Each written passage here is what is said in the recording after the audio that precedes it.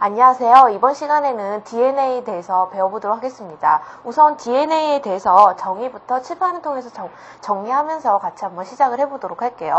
우선 오늘 배워야 하는 부분도 좀 중요한 부분이고요. DNA에 대해서 한번 배워보도록 하겠습니다. 우선 DNA라고 하는 것은 이제 유전 물질이 들어있는, 그쵸?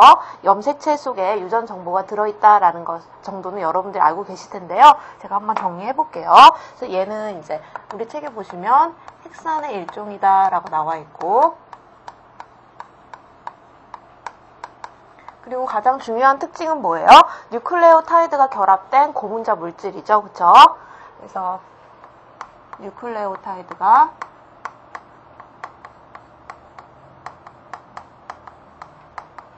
결합된 물질이죠. 결합된 물질.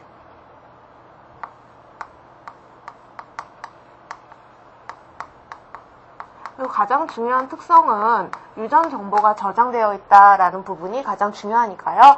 여러분들 이 부분 참고해 주셔서 알아주시면 되겠습니다. 그래서 여기는 이제 유전 정보가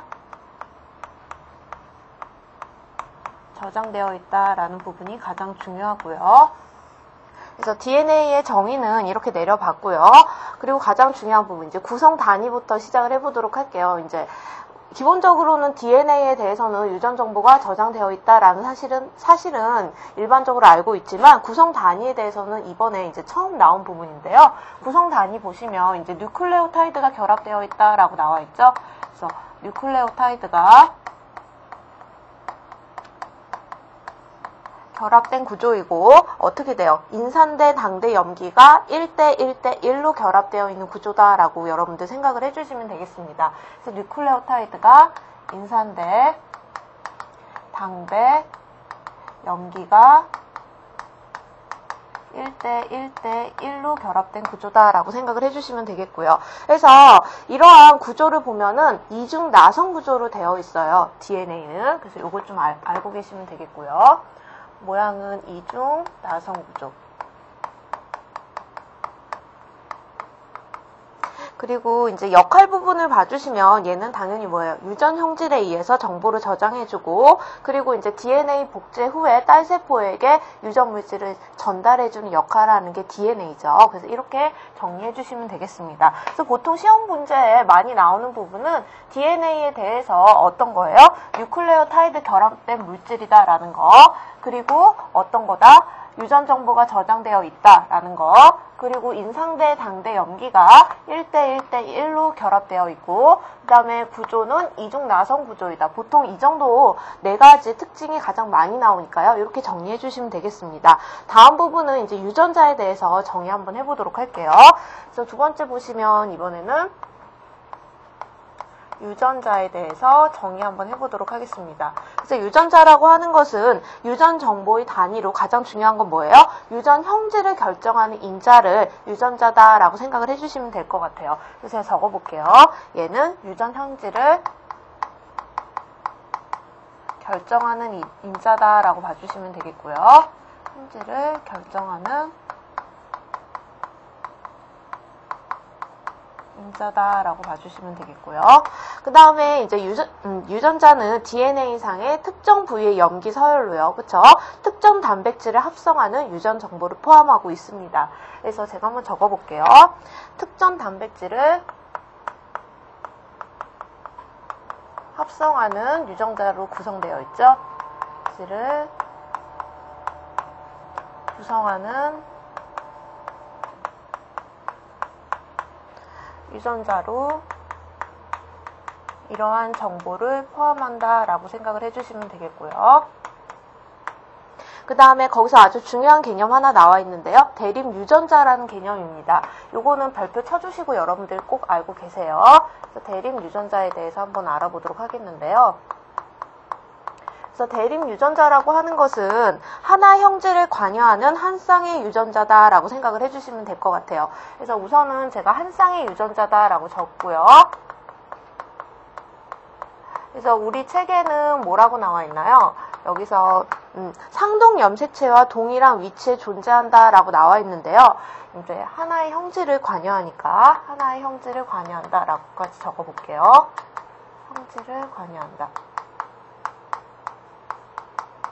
그래서 대립 유전자라고 하는 것은 예를 들어서 제가 오른쪽 부위에다 한번 그림을 그려볼게요. 이렇게 염색체가 두 개로 가닥이 그려져 있으면 왼쪽을 A 염색체, 오른쪽을 B 염색체라고 하면 어떻게 된다? A에 이렇게 세 가지의 유전 물질이 들어있다라고 하면 B 가닥에도 역시 똑같이 어떻게 돼요? 똑같은 위치에 이렇게 자리 잡고 있는 유전체, 이런 유전체를 대립 유전자라고 해요. 그래서 이렇게 어떻게 돼요? 한 쌍의 유전자로 같은 위치에 이렇게 작용하고 있다라고 생각을 해주시면 되겠고요. 여러분들도 이제 그림을 하나 그려주시면 조금 더 편하시겠죠? 이런 부분을 대립 유전자다라고 생각을 해주시면 되겠습니다. 대립 유전자. 위치가 같아요. 이렇게 봐주시면 되겠고, 그 다음에 우리 책에 보시면 이제 유전 암호에 대해서, 그쵸? 유전 암호와 단백질의 합성에 대해서 나와 있는데요. 우선 유전 암호 부분에서 유전 암호의 저장 부분부터 시작을 해보도록 할게요. 그래서 이번에는 이제 유전 정보의 저장 부분이고요. 유전 정보의 저장 부분입니다. 그래서 유전 정보의 저장이라고 하는 것은 말 그대로 유전자는 뭐예요? 유전 정보를 가지고 있는데 이러한 암호를 통해서 저장한다라는 거, 그쵸? 그래서 결론적으로는 유전자는 유전 정보를, 그쵸? 어떻게 한다는 거예요? 유전 암호를 이용해서 저장하는 거죠. 유전 암호를 이용해서 저장한다라고 생각을 해주시면 되겠고요. 다음 내용 한번 살펴보도록 할게요. 자, 다음 내용 봐주시면 DNA의 유전 정보에 대해서 나와 있는데요. 이번에는 조금 중요한 부분입니다. 그래서 제가 발표할게요.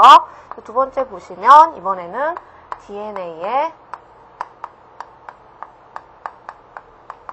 유전 정보에 대한 내용입니다. 그래서 말 그대로 DNA에서 유전 정보라고 하는 것은 염기 서열이 4가지가 존재하는데요. 한번 살펴볼게요. 그래서 DNA의 염기 서열이라고 하는 것은 같이 한번 보면 어떻게 돼요? A라고 하는 것은 아데닌이고요. A는 뭐예요? 밑에다가 적을게요. 아데닌. 그 다음에 G라는 건 뭔가요? G는 구아닌이죠. 구아닌이라고 이렇게 적어주시면 되겠고요. 그래서 G는 구아닌. 그 다음에 C라고 나와 있는데 C는 사이토신이죠. 사이토신이라고 적어주시고요. 사이토신. 그 다음에 T는 뭔가요? T는 티민이죠. T는 이렇게 T라고 써주시고 밑에다가 티민이라고 써주시면 되겠죠. 티민. 그래서 이렇게 총 4가지가 어떻게 배열되어 있는지, 그쵸? 배열 정도에 따라서 달라지는 거죠. 배열 정도. 그래서 여러분들 약간 이름 헷갈리시면 이렇게 적어주시면서 암기를 꼭 해주세요. 이 부분 좀 중요합니다. 아데닌, 구아닌, 사이토신, 티민이요. 이렇게 염기 서열이 나와 있고 이러한 배열 정보에 따라 유전 정보가 약간씩 달라져요. 그래서 결론적으로는 이러한 염기 서열은 뭐예요? 단백질의 아미노산 서열을 결정한다라고 생각을 해주시면 되겠습니다. 그래서 단백질의 아미노산 서열을 결정한다라고 봐주시면 되겠고요. 이 염기 서열이 가장 중요한 부분이니까요. DNA에서 이렇게 봐주시면 되겠습니다. 그리고 한 가지 또 중요한 개념이 나오는데요. 제가 발표를 할게요. 세 번째 개념인데요. 여기서는 이제 DNA에 연속된 3개의 염기가 한조가 돼서 한 개의 어떻게 돼요? 아미노산을 지정하는 DNA 유전 정보 물질을 뭐라고 하냐라는 게 나와 있는데요. 이게 좀 중요하니까요. 제가 한번 적어볼게요. 요거는 이제 트리플렛 코드라고 하는데 트리플렛 코드. 그래서 얘는 다시 한번 적어볼게요. DNA에 3개의 염기가 한조가 돼서 배열한다라고 생각을 해주시면 되겠습니다. 한조가 되어 한 개의 아미노산을 지정한다라고 생각을 해주시면 되겠습니다. 그래서 얘를 트리플렛 코드라고 하고요. 트리플렛 코드와 DNA 유전 정보는 아주 중요한 부분이니까요. 꼭 머릿속에다가 암기시켜주시면 되겠습니다. 다음 부분은 이제 유전 암호의 공통성이 나와 있는데요. 결론적으로는 어떻게 돼요? 유전 암호라고 하는 것은 모든 지구상에 있는 모든 생물체가 공통적으로 그쵸? 포함된다라고 생각을 해주시면 돼요. 그래서 결론적으로는 이 유전 암호를 사용하는 모든 그쵸? 생물체는 공통의 조상에서 왔을 것이라고 추측하는 게 그쵸? DNA 암호에서 공통점이다라고 생각을 해주시면 될 것 같아요. 그래서 제가 마지막 부분 결론 좀 내어볼게요. 그래서 결론적으로는 유전 암호의 공통성이 되는데 얘네들은 공통의 조상에서 왔다는 거죠. 그쵸? 그래서 모든 생물의 유전 암호가 어떻다는 거예요? 공통적이다라는 거죠. 그래서 유전 암호가 동일하다라는 게 나타나게 되고 결론적으로는 뭐라는 거예요? 공통의 조상에서 진화했다. 그쵸? 결론적으로는 공통의 조상에서 진화했다라는 의미가 여기서 해당이 됩니다. 이렇게 정의해 주시면 되겠고요. 그 다음에는 이제 단백질 합성 부분인데요. 이 부분도 아주 중요합니다. 같이 한번 보도록 할게요. 그래서 두 번째 부분은 이제 단백질 합성이고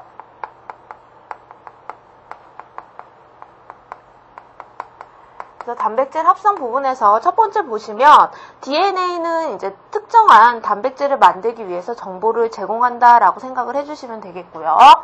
그래서 DNA는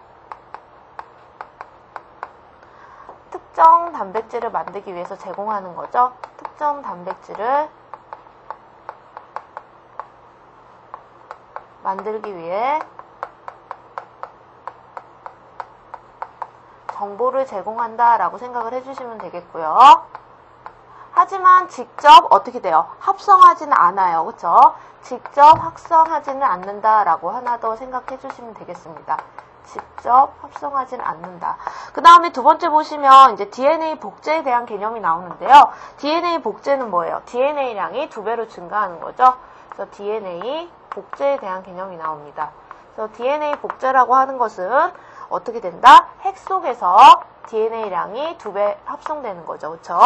핵 속에서 DNA량이 2배로 증가한다라고 생각을 해주시면 되겠고요. 그 다음에 이제 우리 책에 보시면 유전 정보에 따른 단백질 합성 과정이 나오는데요. 이 부분이 아주 중요합니다. 이 부분이 시험에 나오는 부분이고요. 같이 한번 살펴보도록 할게요. 우선 DNA가 mRNA로 가는 전사 과정을 겪게 됩니다. 그래서 제가 적어볼게요. DNA가 어디로 가는 거예요? mRNA로 가는데 이 사이에 무슨 과정을 겪는다? 전사 과정을 겪는다라고 생각을 해주시면 될 것 같아요. 그래서 이제 전사에 대한 의미를 여러분들이 알고 계셔야 되는데요. 전사라고 하는 것은 이제 DNA가 mRNA로 가는 과정이다라고 생각을 해주시고요. 얘는 이제 핵 속에서 이런 과정이 일어난다라고 생각을 해주시면 되겠습니다. 핵 속에서 일어나는 과정이고요. 그 다음에 얘는 한 가닥인 뭐예요? DNA 한 가닥이 주형으로 해서 상보적인 연기를 가지는 RNA가 뉴클레오타이드와 결합을 하면서 mRNA로 어떻게 돼요? 만들어진다라고 생각을 해주시면 돼요. 그래서 우선은 이제 전사 과정은 이렇게 DNA에서 mRNA로 바뀌고 핵 속에서 일어난다라고 생각을 해주시면 될 것 같고요. 그 다음에 얘가 또 무슨 과정을 거치나요? 얘가 번역 과정을 거치죠. 얘가 번역 과정을 거칩니다. 이름이 약간 어렵습니다. 번역 과정을 거친 다음에 뭐로 변해요? 단백질로 변하죠. 왜냐하면 DNA가 단백질로 합성되는 과정 우리가 하고 있잖아요. 그쵸? 그래서 얘가 단백질로 된다라고 생각을 해주시면 될 것 같고요. 이 번역 과정에서는 어떻게 돼요? 얘가 세포질에서 만들어지는 거죠. 그렇죠? 세포질. 그리고 이제 얘가 세포질로 이동하면서 리보솜과 결합하고 이런 유전 정보에 따라서 아미노산이 펩타이드 결합으로 인해서 단백질이 합성된다라고 생각을 해주시면 될 것 같아요. 그래서 저는 이제 일어나는 장소와 과정만 이렇게 적어놨습니다. 그래서 DNA가 이제 어떻게 돼요? 단백질로 합성되는 과정에서는 첫 번째 무슨 과정을 겪는다? 전사 과정을 겪어서 mRNA로 간 다음에 그 다음에 번역 과정을 거치고 단백질이 합성된다라고 생각을 해주시면 될 것 같아요. 이 부분은 아주 중요하니까요. 이렇게 정리해 주시면 되겠고요. 다음 부분은 이제 DNA에 대해서 이제 정리를 해봤는데요. 다시 한번 말씀드리면 이 부분에서는 이제 DNA에 대한 특징 부분, 그쵸? 4가지 특징과 그 다음에 여기 보시면 DNA 유전 정보, DNA 염기 서열 4가지, 그리고 트리플렛 코드라고 하는 그쵸? 단어 정의 부분, 그리고 밑에 부분에 단백질 합성 과정, 이렇게 4가지 정도 정리해 주시면 될 것 같고요. 다음 부분 아주 중요한 부분입니다. 생식과 유전에 대해서 한번 정리해 보도록 할게요. 이 부분은 항상 시험 문제 한 문제씩 나오는 부분이니까요. 같이 한번 볼게요. 우선 생식이라고 하는 정의가 나오는데요. 생식이라고 하는 정의는 보시면 생식이라고 하는 건 뭔가요? 자손을 낳아서 어떻게 돼요? 보존하는 거죠. 그래서 결론적으로 생물이 자신을 닮은 자손을 남기는 현상을 그쵸? 생식이라고 한다라고 생각을 해주시면 되겠고요. 생물이 자손을 남기는 현상이죠. 자손을 남기는 현상을 생식이다라고 생각을 해주시면 되겠고, 다음 부분 봐주시면 이제 무성생식이라고 나와 있습니다. 여기서 이제 무성이라는 단어가 있어서 제가 우선 적어볼게요. 두 번째 보시면 이제 무성생식이라고 나와 있는데요. 생식 과정이긴 한데 얘는 무성이기 때문에 성의 결정이 있나요? 없나요? 그쵸? 암수의 개체가 구별이 없다라는 게 좀 특징이고요. 그래서 얘는 이제 새로운 개체를 형성한다라고 생각을 해주시면 되겠습니다. 얘는 암수 개체의 구별이 없고 새로운 개체를 만드는 거죠. 그쵸? 새로운 개체를 형성한다라고 생각을 해주시면 될 것 같아요. 그래서 무성생식의 대표적인 예에서 보시면, 그리고 한 가지 더 특징은 어떻게 돼요? 생식 방법이 간단하고 번식 속도도 빠르고요. 그쵸? 그래서 대표적인 예는 이제 분열법과 출하법이 있는데요. 이렇게 하나 생각을 해주시면 되겠고요. 다음 내용 보도록 할게요. 다음 내용 봐주시면 이번에는 이제 유성생식에 대한 개념입니다. 그래서 유성생식에 대한 개념 한번 살펴보면, 얘는 유성이니까 어떻게 써요? 성의 구별이, 암수 구별이 있겠죠. 그쵸? 그래서 암수 개체가 생식세포를 만들면서 얘가 새로운 개체를 형성하는 방법이다라고 봐주시면 될 것 같아요. 그래서 얘는 암수 개체가 어떻게 돼요? 생식세포를 만들고 여기에서 새로운 개체가 형성된다라고 생각을 해주시면 되겠습니다. 새로운 개체 형성. 그래서 또 봐주시면 어떻게 돼요? 다양한 유전자 조합으로 인해서 자손을 만들 수가 있겠죠. 그래서 대표적인 예가 이제 수정 방법이 나오는데요. 이렇게 정리해 주시면 되겠고, 다음 부분 이제 중요한 부분입니다. 감수 분열 나왔습니다. 정말 중요합니다. 시험 문제 꼭 나오는 부분이고요. 제가 발표를 할게요. 여러분들도 발표 한번 해주시고 시작을 해보도록 하겠습니다. 우선 이제 감수 분열에 대한 정의가 나오는데요. 그래서 감수 분열은 다른 말로 하자면 생식세포 분열이라고도 합니다. 생식세포 분열. 같은 말이니까요. 이렇게 적어주시면 될 것 같고요. 우선 시작을 해보도록 할게요. 우선 감수 분열에서 이제 특징적인 게 3가지가 나와 있는데요. 같이 한번 정리를 해볼게요. 얘는 이제 무성생식이 아니라 암수 개체가 존재하는 유성생식 과정이다라고 생각을 해주시면 되겠고요. 그래서 얘는 이제 유성생식에서, 그쵸? 유성생식에서 암수 개체가 있는, 그쵸? 정자와 난자가 있는 생식세포 분열이다라고 생각을 해주시면 되겠습니다. 정자와 난자의 생식세포 분열이다라고 생각을 해주시면 되겠고요. 그 다음에 두 번째 봐주시면 가장 큰 특징은 연속 2회 분열이다라는 겁니다. 그래서 감수 분열에서 가장 큰 특징 부분이니까요. 제가 노란 걸로 적어볼게요. 얘는 뭐예요? 연속 2회 분열이다라고 생각을 해주시면 되겠고요. 연속 2회 분열. 연속 2회 분열이고요. 이때 이제 딸세포의 염색체 수와 DNA 양이 모세포의 절반이 된다라고 생각해 주시면 될 것 같아요. 그래서 이때 딸세포의 염색체 수와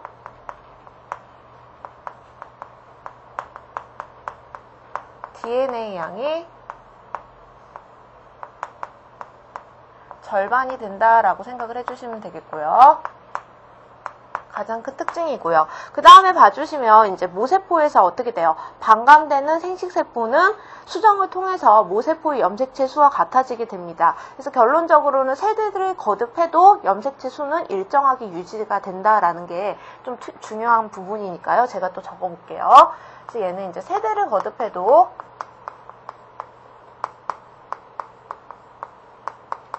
염색체 수는 일정하게 유지된다라고 생각을 해주시면 될 것 같아요.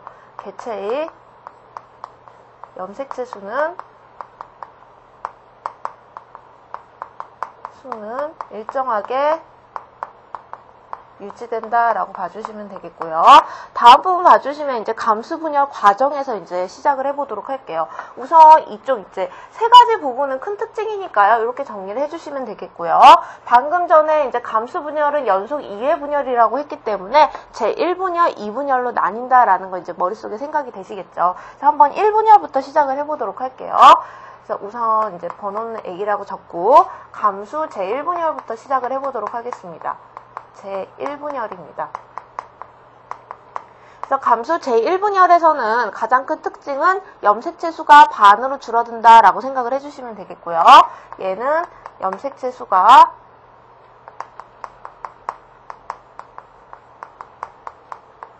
반으로 줄어드는 분열이다라고 생각을 해주시면 되겠습니다. 반으로 줄어드는 분열. 그래서 보통은 얘를 이제 염색체 수를 봐주실 때 EN이라고 생각을 해주시면 되겠는데요. 얘는 이제 반으로 줄어들기 때문에 여기서는 EN이 어떻게 된다? N으로 유지된다라고 생각을 해주시면 되겠고요. 반으로 줄어드니까요. 그래서 이때 보시면 이제 간기, 정기, 중기, 후기, 말기 이렇게 나와 있는데요. 각각에 해당되는 단계 특징을 좀 보도록 할게요. 우선 첫 번째 보시면 이제 간기가 나와 있는데요. 간기의 특징을 봐주시면 간기에서는 가장 큰 특징이 DNA에 있는 그쵸 염색체량이 2배로 증가한다라는 거 생각을 해주시면 되겠고요. 얘는 어떻게 된다? DNA가 복제가 돼서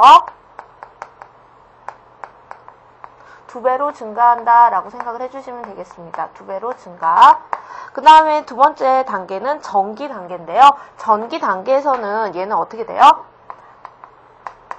상동 염색체라는 게 어떻게 된다? 생긴다라고 생각을 해주시면 될 것 같아요. 그래서 보통은 감수 제1분열에서는 가장 큰 특징이 다른 체세포 분열에서는 이제 같이 한번 그림을 그려볼게요. 염색체가 이렇게 한 가닥이 있으면 그쵸?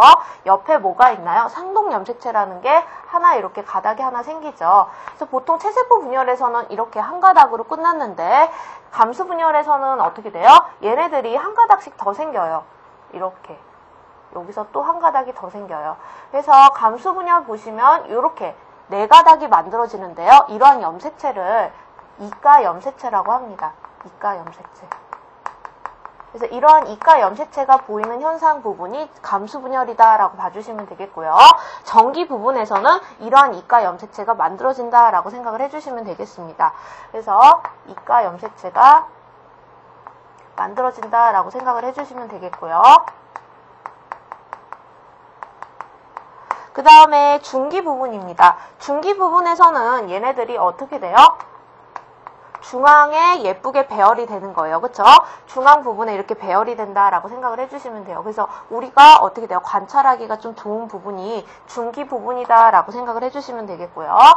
그래서 중앙에 염색체가 배열되죠. 그래서 관찰하기가 좋다라고 생각을 해주시면 되겠고요. 관찰 시기가 중기입니다. 그래서 중앙에 배열되어 있다가 얘네들이 양극으로 이동을 하는 게 후기 부분입니다. 그래서 후기에서는 양극으로 이동한다라고 봐주시면 되겠고요. 이런 염색체가 양극으로 이동한다라고 봐주시면 되겠습니다. 양극으로 이동한다. 그래서 이때 이동하면서 EN에서 N으로 바뀌게 되고요. 그 다음에 말기 부분으로 가볼게요. 말기 부분에서는 이제 핵막이 형성이 되고요. 그 다음에 가장 중요한 특징은 뭐예요? 두 개의 딸 핵이 생기게 됩니다. 그래서 이때는 두 개의 딸 핵이 생긴다라는 거. 딸 핵이 생기고, 그리고 어떻게 돼요? 얘는 곧장 다시 제2분열로 어떻게 돼요? 연결이 된다라는 거. 그래서 결론적으로 곧장 2분열로 연결이 된다라는 거. 시작이 된다라고 봐주시면 되겠습니다. 그래서 제1분열에서는 이렇게, 그쵸? 가장 큰 특징은 뭐다? 두 개의 딸 핵이 형성되는 거, 그쵸? 그리고 이가 염색체가 생기는 거. 얘가 이렇게 가닥이 4개가 생긴다라고 생각을 해주시면 돼요. 이렇게 가닥이. 그 다음에 2분열로 시작이 되니까 이제 다시 2분열로 연결이 된다라고 봐주시면 되겠습니다. 그래서 두 번째 보시면 이번에는 뭐예요? 감수 제2분열이 되겠죠? 제2분열이 시작이 된다라고 봐주시면 될 것 같아요. 그래서 감수 제2분열에서는 가장 큰 특징은 다른 건 없고요. 어떻게 돼요? 2n에서 n개로 변했던 감수 제1분열에서 2분열에서는 어떻게 돼요? 동일하게 계속 유지가 되죠. 그래서 다시 n에서 n으로 유지가 되는 게, 그쵸? 감수 제2분열이다 라고 봐주시면 되겠습니다. 그래서 단계를 한번 보도록 할게요. 이때는 가장 큰 특징은 간기 없이 시작됩니다. 간기가 없이 시작된다라는 거. 그래서 어떻게 돼요? 전기부터 시작된다라고 봐주시면 되겠습니다. 이번에 이제 전기 부분부터 보도록 할게요. 그래서 전기 부분에서는 다시 두 개의 염색 분체가 들어있다라고 봐주시면 되겠고요. 두 개의 염색 분체가 붙어 있고요. 그 다음에 중기 부분에서는 마찬가지로 어떻게 된다? 중앙에 배열돼 있어서 관찰하기가 좋죠. 그래서 각 단계 부분은 비슷하게 똑같다라고 생각을 해주시면 돼요. 그래서 얘는 염색체가 중앙에 배열돼 있는 거죠. 중앙에 염색체가 배열돼 있다. 중앙에 배열돼 있으니까 당연히 관찰하는 시기는 좋죠. 그렇죠? 관찰이 좋다라고 봐주시면 되겠고, 관찰 좋은 시기. 그 다음은 뭐예요? 후기 부분이죠. 그쵸? 후기 부분으로 가보도록 할게요. 그래서 후기 부분에서는 어떻게 되는지 봤더니 얘는 어떻게 된다? 양극으로, 그쵸? 방추 사이에서 양극으로 이동을 하고요. 염색체가 양극으로 이동한다라고 봐주시면 되겠습니다. 염색체가 양극으로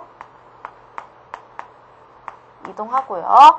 이제 후기가 끝났으니까 마지막 부분 말기가 되겠죠. 그쵸? 말기 부분으로 볼게요. 그래서 말기 부분에서 보시면 얘네들이 양극에서 모이게 되면서 어떻게 된다? 핵막과 인이 만들어지면서 결론적으로는 몇 개의 딸세포가 형성이 되는 거예요? 4개의 딸세포가 형성이 되죠? 이게 좀 중요합니다. 그래서 결론적으로 얘는 4개의 딸세포가 형성이 된다라고 봐주시면 되겠습니다. 4개의 딸세포가 형성된다라고 생각해 주시면 되겠고요. 이게 감수 제2분열, 그쵸? 단계까지였어요.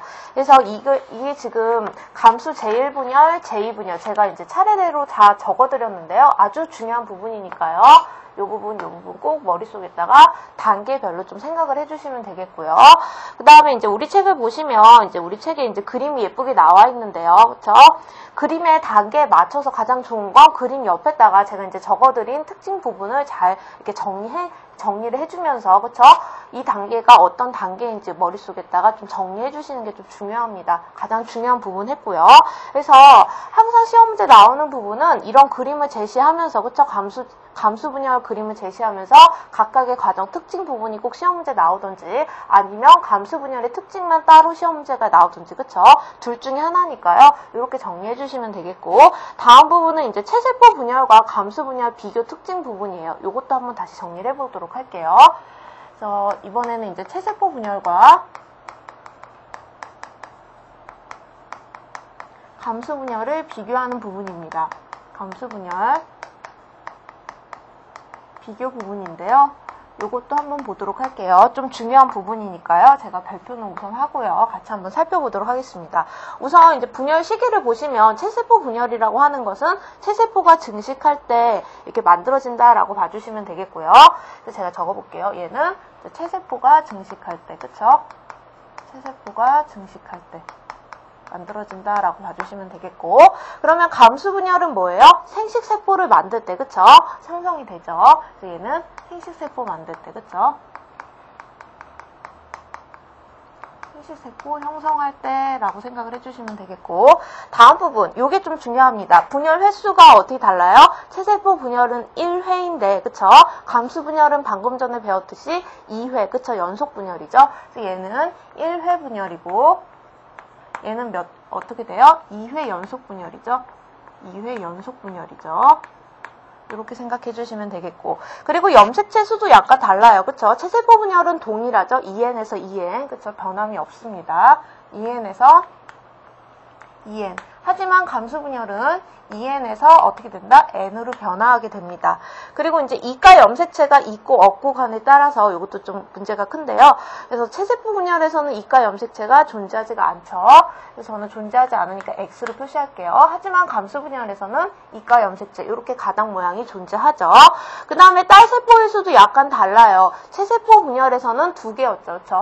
얘는 2개였는데 감수 분열에서는 4개. 이렇게 약간 다르죠? 이렇게 정리해 주시면 되겠습니다. 그래서 중요한 부분 이렇게 정리했으니까요. 체세포 분열과 감수 분열 비교해 주시는 것도 잊지 마시고요. 다음 부분 봐주시면 이번에는 이제 생식세포의 유전적 다양성 부분입니다. 그래서 감수 분열 과정에서 상동 염색체의 무작위 배열이 나와 있는데요. 보통 이제 1분열 중기 때, 그쵸? 1분열 중기라고 하는 것은 염색체가 중앙에 배열되어 있는 시기인데요. 이때 어떻게 배열되는지에 따라서 유전적 다양성이 다양하게 증가하게 됩니다. 이렇게 적어볼게요, 우선.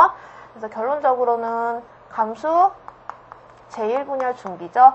제1분열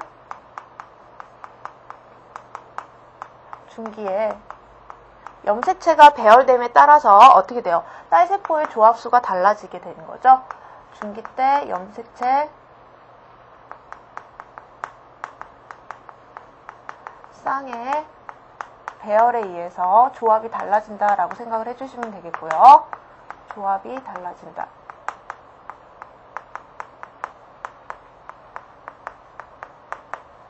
다음 부분 봐주시면 이렇게 생각을 해주시면 되겠고, 제가 요거 한번 동그라미 쳐놓을게요. 제1분열 중기.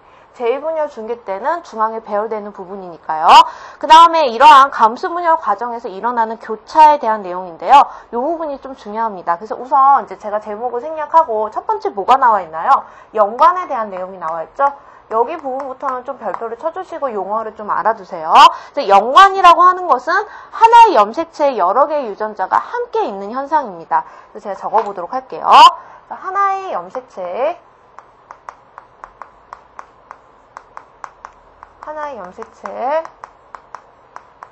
어떻게 된다? 여러 개의 유전자가 함께 있는 현상이다 라고 봐주시면 되겠고요. 여러 개의 유전자가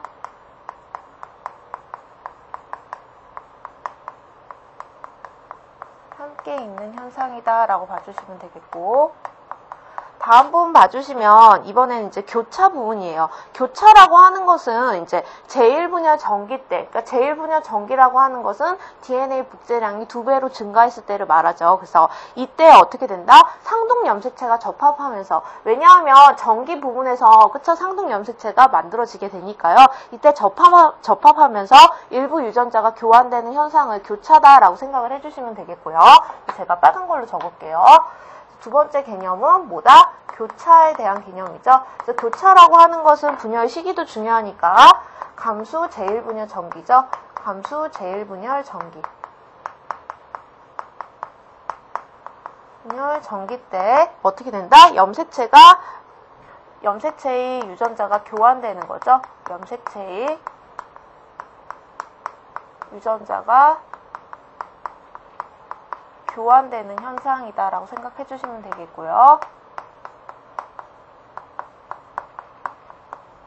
다음 부분은 이제 우리 책에 보시면 정자와 난자의 무작위 수정에 대해서 나와 있는데요. 이 부분도 한번 살펴볼게요. 정자와 난자의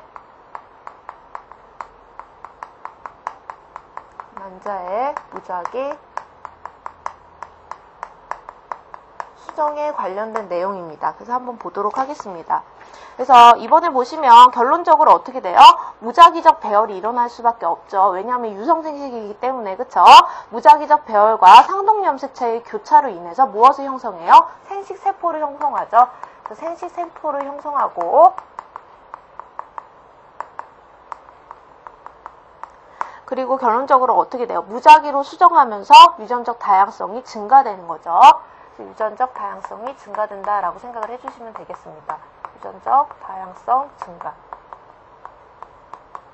그래서 이제 유전적 다양성 증가에 대해서 개념 세 가지에 대해서, 그쵸?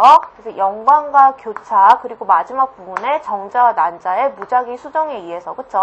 생식세포 결합이 된다라는 것까지 이렇게 정의를 이제 공부를 해봤는데요. 이쪽 부분도 중요한 부분이니까 정의 개념, 그쵸? 정리해 주시면 되겠고, 다음 부분은 이제 또 진화에 대한 내용입니다. 진화 부분은 좀 중요한 부분이니까요. 같이 한번 또 정리를 해보도록 할게요. 지금 생물 부분인데요. 생물 파트에서는 이 생식세포 분열, 감수 분열과 DNA, 그쵸? 오늘 처음에 배웠던 DNA 감수 분열, 그리고 지금 하는 진화 부분이 아주 중요한 부분이니까요. 좀 잘 봐주시면 될 것 같고요. 그래서 이번에는 이제 진화에 대한 내용을 해보도록 할게요. 그래서 진화라고 하는 것은 뭐예요? 공통의 조상에서 나온, 그쵸? 자손에게서 시간의 흐름에 따라 유전적 형질적 변이가 일어나는 거죠. 그래서 결론적으로는 새로운 종, 그쵸? 다른 종이 나타나게 되는 현상이 진화다라고 생각을 해주시면 되겠습니다. 그래서 결론적으로 오랜 세월 이후 새로운 종이 나타나는 거죠. 그쵸? 새로운 종이 나타난다라고 생각을 해주시면 되겠고요. 새로운 종이 나타난다. 이게 진화다라고 봐주시면 되겠습니다. 그래서 집단에서 이제 유전적 변화가 일어나지 않으면 진화도 일어나지 않고요. 그래서 현대에서는 어떻게 돼요? 계속 지금까지도 진화가 일어나고 있죠. 이렇게 생각을 해주시면 되겠습니다. 그래서 진화에서 왜 이러한 일들이 일어나게 되는지 진화의 요인이 나와 있는데요. 아마 제가 볼 때는 시험 부분에 이게 좀 나오지 않을까 싶어요. 왜냐하면 또 사지선다고요. 그렇죠? 한번 보도록 할게요. 그래서 진화의 요인을 보면 첫 번째는 뭐라고 나와 있나요? 그렇죠? 돌연변이라고 나와 있죠? 돌연변이에 대해서 한번 알아보도록 할게요. 첫 번째 부분 보시면 돌연변이가 나와 있습니다. 그래서 돌연변이라고 하는 것은 DNA의 개체가 변해서 새로운 대립 유전자가 만들어지는 현상이다라고 봐주시면 되겠습니다.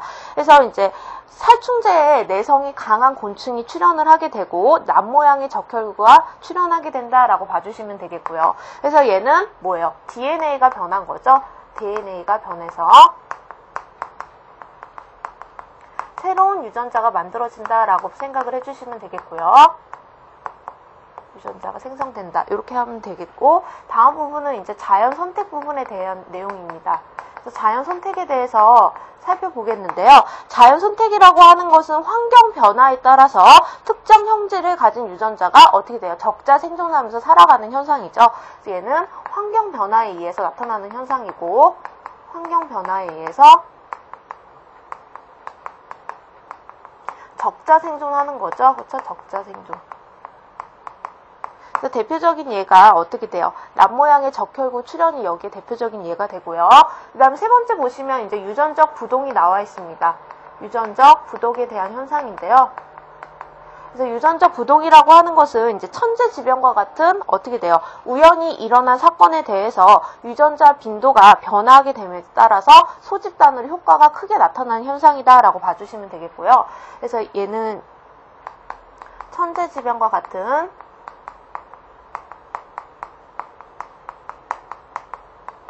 사건에 의해서 어떻게 되는 거예요? 유전자 빈도가 변화한다라고 생각을 해주시면 되겠습니다. 유전자 빈도가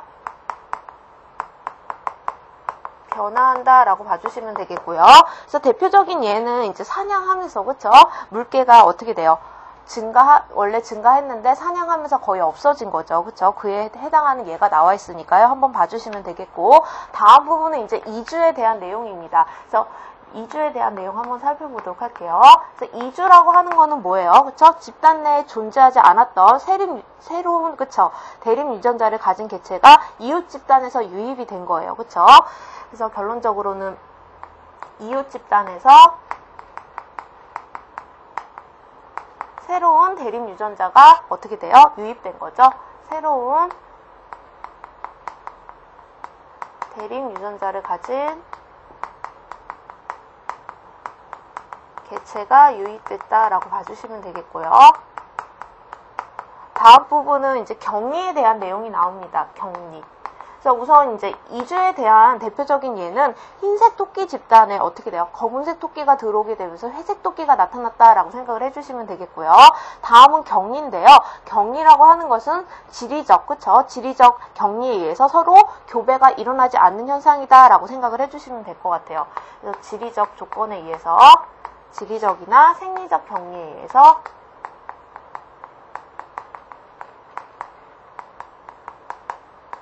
어떻게 된다? 유전자 빈도가 증가하는 거죠. 그렇죠? 변하게 되는 거죠. 그래서 서로 교배는 일어나지 않고 유전자 빈도가 변하는 거죠. 이렇게 정리해 주시면 되겠고, 그래서 대표적인 예는 이제 지리적 경리로 인해서 다람쥐가 흰꼬리 다람쥐로 분화했다라는 사실 살펴주시면 되겠고, 다음 부분, 마지막 부분이에요. 마지막 부분 봐주시면 뭐가 나오나요? 인위 선택이 나와 있죠. 그래서 인위 선택이라고 하는 것은 말 그대로 뭐예요? 의도적으로, 그쵸? 동일한 유전 형제끼리만 교배시킨 거죠. 그쵸? 의도적으로 동일한 유형의 개체끼리만 교배한 거죠. 개체끼리 교배했다라고 봐주시면 되겠고요. 그래서 결론적으로 특정 형제만 증가하게 되는 현상이 나타나게 됩니다. 그래서 우리가 이제 작물이나 그쵸? 품종을 개량할 때 많이 사용한다라고 봐주시면 되겠고요. 그래서 지금까지 이제 진화의 요인에 대해서 첫 번째는 돌연 변이, 그 다음에 두 번째는 자연 선택, 그 다음에 세 번째는 유전적 부동, 그 다음에 네 번째는 이주, 그 다음에 다섯 번째는 격리, 그리고 여섯 번째는 인위적 선택. 그래서 총 6가지 진화 요인에 대해서 봤는데요. 이쪽 부분은 제가 볼 때는 이제 얘랑 같이 그쵸? 정리해 주시면 좋을 것 같아요. 왜냐하면 보기 부분으로 해서 충분히 나올 수도 있는 부분이니까요. 아직까지 출제는 안 됐지만 그쵸? 지금까지 나온 부분은 감수 분열이 제일 많이 나왔지만 혹시 또 나올 수도 있는 부분이니까요. 이렇게 정리해 주시면 되겠습니다. 그래서 지금까지 진화의 요인에 대해서 총 6가지에 대해서 알아봤는데요. 이 부분은 꼭 정리를 해주시고요. 그래서 이렇게 해서 제 1장 파트가 모두 끝났고요. 1장 파트에서는 이제 대부분은 지구과학 내용이 주를 이뤘고 물리와 생물 그리고 격가지로 화학적인 내용이 약간 포함되어 있는데요. 정리 꼭 해주시는 거, 복습해 주시는 거 잊지 마시고요. 다음 장에서는 이제 제 2장 파트 정보통신과 신소재 부분인데 약간 물리적인 내용이 많이 들어있기 때문에 어려운 부분이니까요. 이쪽 부분도 이제 예습해 주시는 거 잊지 마시고요. 많은 시간 수고 많이 하셨습니다.